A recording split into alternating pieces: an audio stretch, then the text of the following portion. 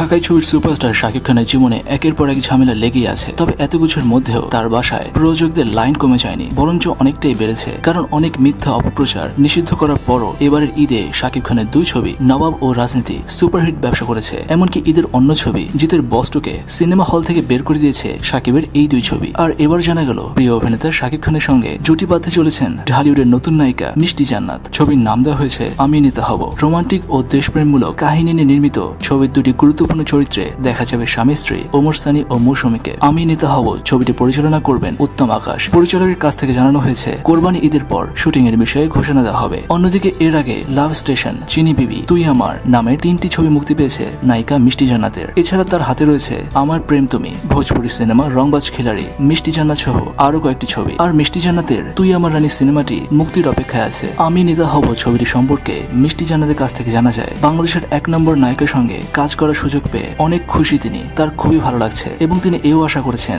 শাকিব খান মিষ্টি জান্নাতের জুটি দর্শকরা অনেক ভালোভাবে গ্রহণ করবে। দর্শক, কলকাতা হোক বা বাংলাদেশ, দুই দেশের যে কোনো নায়িকার সাথে ছবি সুপারহিট করেছেন শাকিব খান। তবে নতুন নায়িকা মিষ্টি জান্নাতের সাথে শাকিব খানের আমি নিতে হব ছবিটি কেমন করে তাই এখন দেখার বিষয়। আপনার কি মনে হয় কেমন হবে ছবিটি জানান নিচে কমেন্ট সেকশনে। আর শাকিব খানকে নিয়ে কোনো মিথ্যা বা ভিত্তিহীন খবর যেন নয়, শুধুমাত্র অথেন্টিক খবর জানার জন্য সাবস্ক্রাইব করুন খবর টিভিকে।